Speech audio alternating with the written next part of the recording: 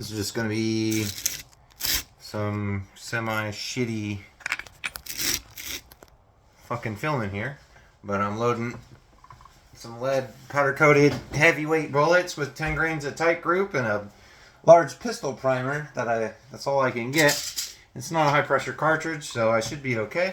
And this is just my Lee 6000 and 45 ACP kit with 308 Winchester dies. And I'm actually sizing on this press with dry lube. So, push in, and it's actually working pretty good. And I pull bullets from a little pan down here and put it in like so.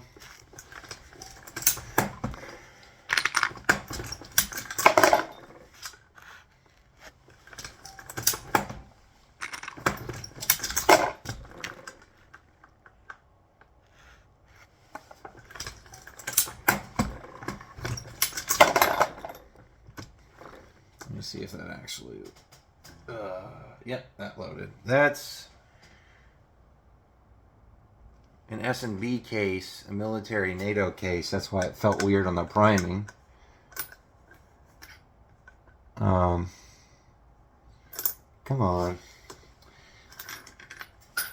Of course it's gonna drop.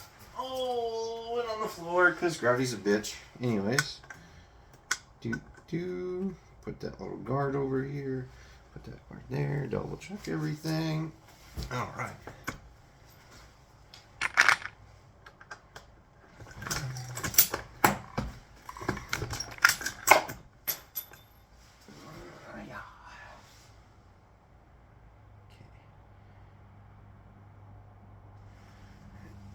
That tightens up a little bit more.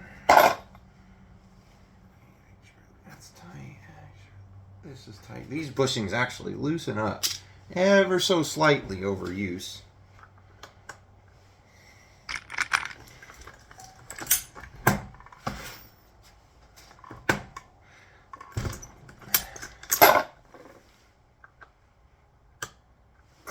All right, shut off.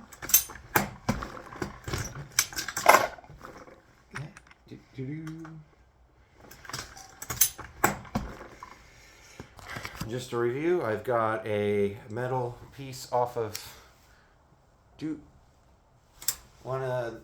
bought an aluminum strapping off of Tractor Supply. I don't know if you can see it. Using front facing camera on my phone. JB welded a little bushing I bought off of Harbor Freight, or not Harbor Freight, but Tractor Supply. They have a bunch of hardware stuff there. I used a quick set epoxy or whatnot. One tip for this is if you want JB Weld, you're working on small parts, you want JB Weld on to cure faster, stick it in the toaster oven for a little bit for a low temperature.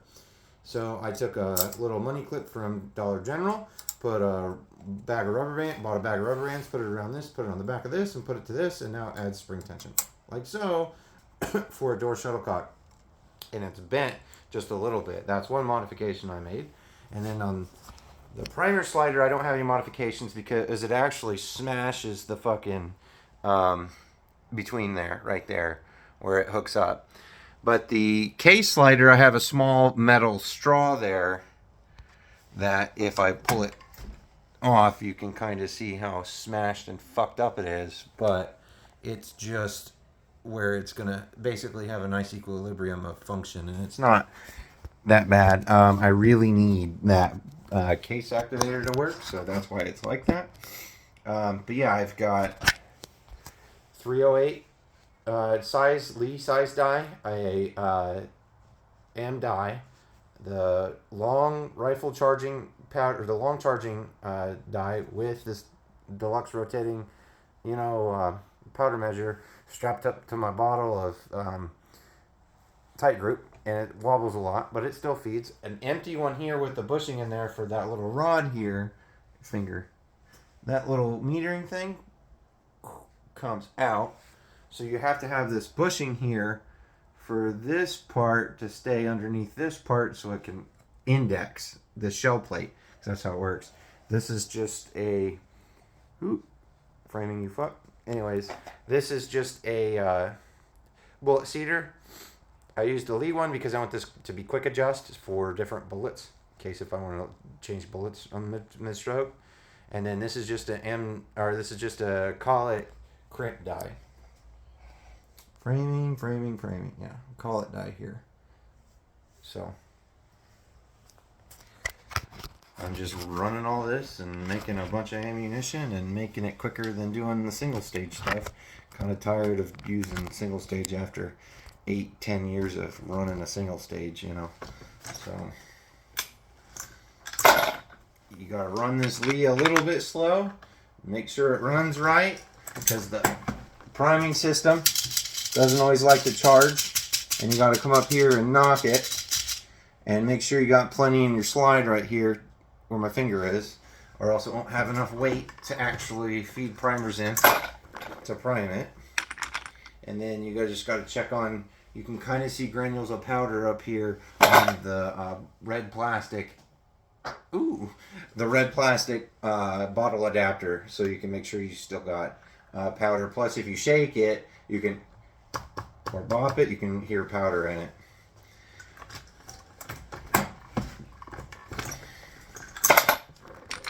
Yeah, so this is what I'm doing.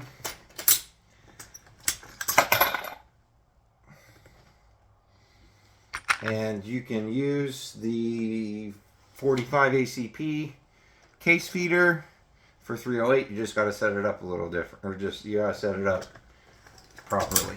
Other than that, Bob's your auntie.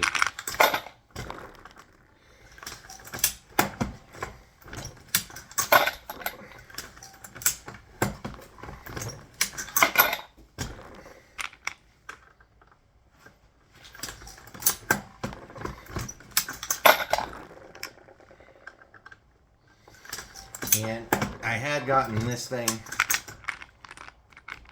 during, like, before the holiday seasons of 2023 for 45 off of Graff & Sons, and I overpaid for it, and it's $350. Now I checked, they're $400 for the fucking kit.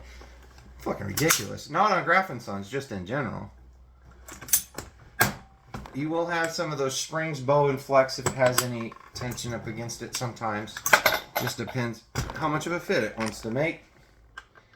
That's why I said this is not the best press, but it's good enough for me to make what I'm making on it. I'm not making anything but really training ammunition on it.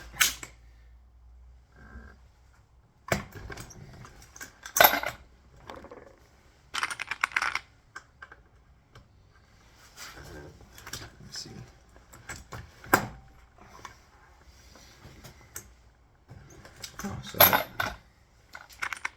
missed one because it was snapping, and I was curious why it was snapping. And it was snapping because the spring on the primer feed was bowing, I think, and shooting it out against the stock.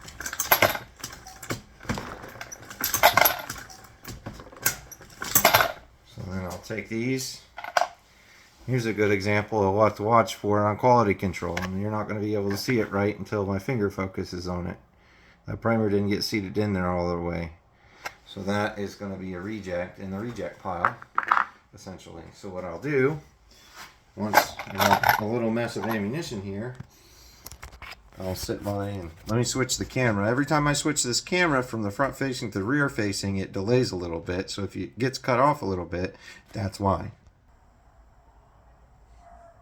So I tend to wait for it. So what I'll end up doing, right? I'll look at it and face them upside down, basically, to inspect whether the primers are in there, right? Because if it's primed, it's charged. The charging system doesn't have a big issue. For powder, it just, the priming system kind of does. Like that one, see? That one got fucked. That one's somewhat goofed, but it'll work. And that one totally missed one altogether. So I could probably put a primer in that and have that go off, but I'll just reject that. You see I've got a bunch of mistakes in it. Partially because I was talking and not paying attention. But still, like, you shouldn't have this with a really good setup. Shouldn't have any errors really, other than maybe self-induced through using crimped brass. Like those Aguilas are really crimped, but I think I took all the crimps out of them a little bit. I don't think I took enough out of them, and I don't want to take too much out of it. Let's see. And that's pretty much all I'm doing. I'm leaving dry lube and the one shot. I'm running a theory that the one shot, or at least with the G3 with the fluted chamber, doesn't fucking matter if you leave it on or not. The dry lube, I guarantee you, it doesn't matter if you leave it on or not.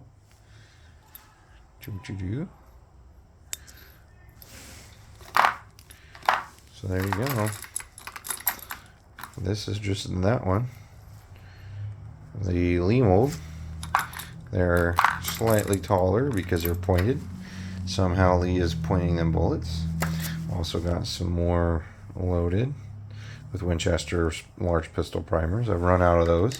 There's about 30 of those. The same amount of weight of powder. So it's just, and then that's a little bit loaded. It's just trying to get everything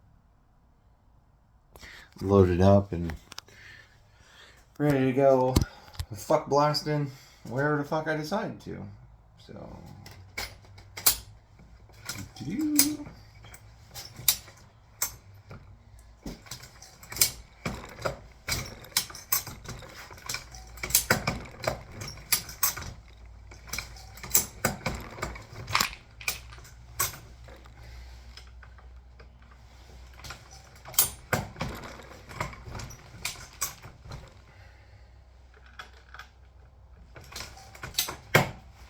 yeah.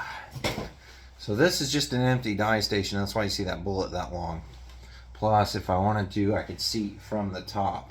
I'm eventually going to get a bullet feed station here to feed these long bitches that'll just stack up. If I have to, I'll shorten it up to the bottle and just put like 5 there at a time. And that way I'm just feeding from the top instead of getting into this working action and working from there.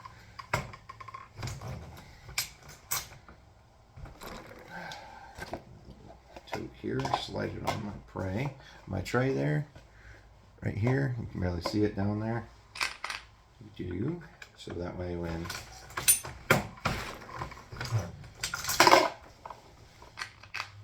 this works like so.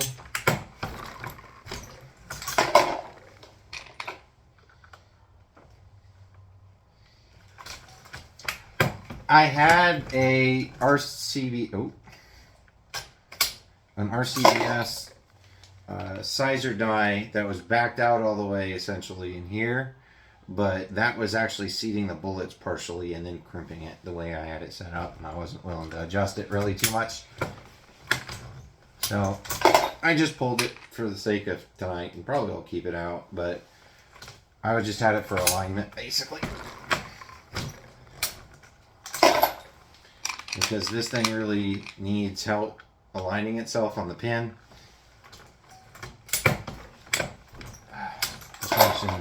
to function beautifully.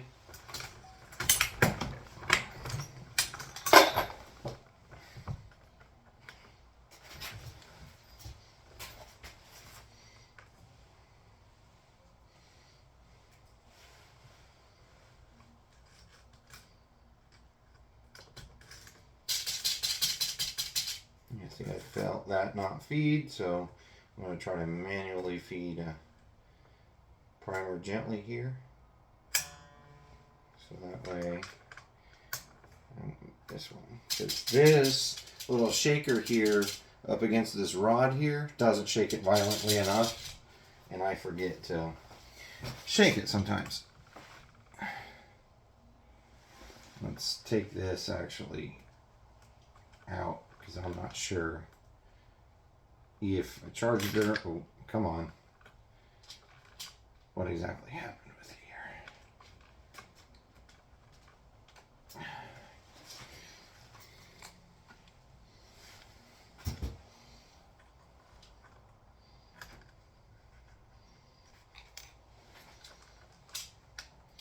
So I can always pull it and stick the powder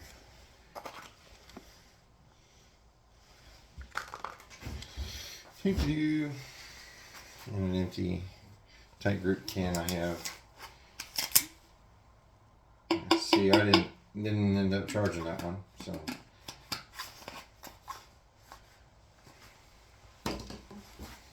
I can stick them back on.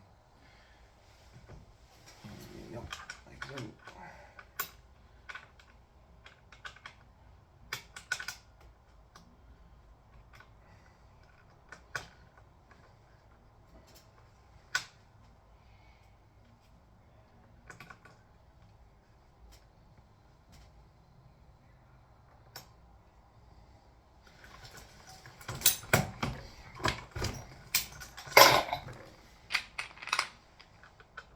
It's just a lot of babysitting.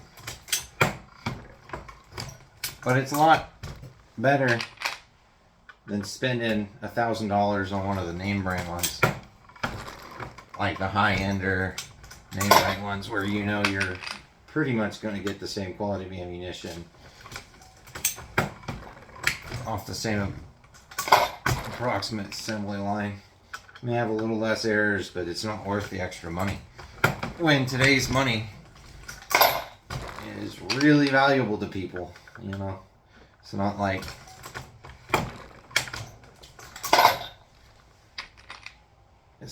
it's stupid easy to come by like it kind of used to be back in the day. I mean, it's money, of course. That's why it's valuable, is because it's not the easiest thing to come by. It's like gold. There's only so many of it made. So then, get this little mess here. And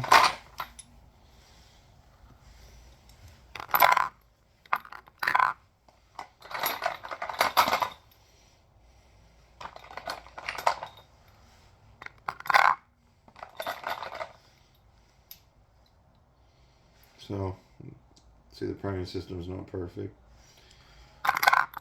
but primers just need to seal powder from getting out. And you can kind of see that dimple is where the anvil is, so it's crushing the primers a bit on these Federals.